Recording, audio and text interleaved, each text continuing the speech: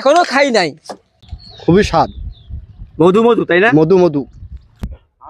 কি আছে ভাই ওই ভ্যানটির উপরে? ভ্যানটা আমি এত রোদের মাঝে এত লোক অপেক্ষা করে, গন্ধে গন্ধে সুবাসে সুবাসে রাস্তা গেছে ভরে। ভাইয়ের হাতে দেখছি আনারস কাটতেছে, কত রং আর সাজে। আহ কি সেন্ট, কি স্বাদ, কি মজা। খাবারের জন্য দেখেন কত লোক এখানে, কত লোক এখানে। আরেকজন ভাই আনারস কিন্তু অলরেডি নিয়ে যাইতেছে ধান খেতে। বন্ধুরা বিশ্বাস করেন, আমাদের নওগাঁ জেলা নিয়ামতপুর থানার শ্রীমন্তপুর এই যে মির্জাপাড়ার এই জায়গায় এই ভাইটা প্রত্যেক দিন কিন্তু আনারস বিক্রি করতেছে। এত সুস্বাদু আনারস আমরা কিন্তু আপনাদের সরাসরি এখন কিন্তু খাওয়া দেখাবো।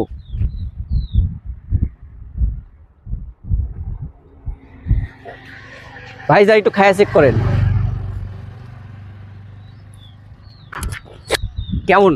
খুবই স্বাদ, মধু মধু, তাই না? মধু মধু।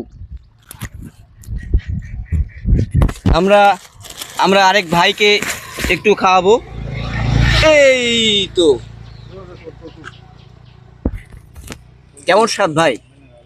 জি ভাই, যথেষ্ট ভালো, মিষ্টি মিষ্টি বলতেছে, মিষ্টি ভাই। আমি এখনো খাই নাই, কিন্তু খেয়েছিলাম গত হাটে কিনে একটা বাসায়। পরিবারের সবাই বলছে ফাটাফাটি। আমি কিন্তু আজকে একটা নেবো, এখনই নেবো ভ্যানে ভাই। সবাই যে খায় নিচ্ছে, আমি কি খাবো? বন্ধুরা আমাদের এলাকাতে এখন কিন্তু আনারস বিক্রি করা, ছোট ছোট আনারস। এই আনারসগুলো এতটাই মিষ্টি যে কি বলবো, খাইতে মন চাচ্ছে। যাই হোক, আপনারা সবাই ভিডিওটি শেয়ার করে দিবেন। আর নিয়ামতপুরে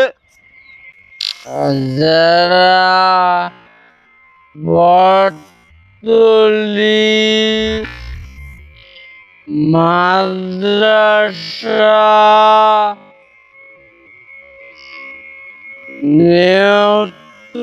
বাজার শালবাড়ি,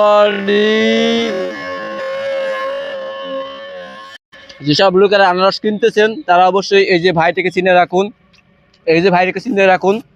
ভ্যানে ভ্যানে ঘুরে ঘুরে বাজারে বাজারে গ্রামে গ্রামে তারা কিন্তু আনারস দিচ্ছে।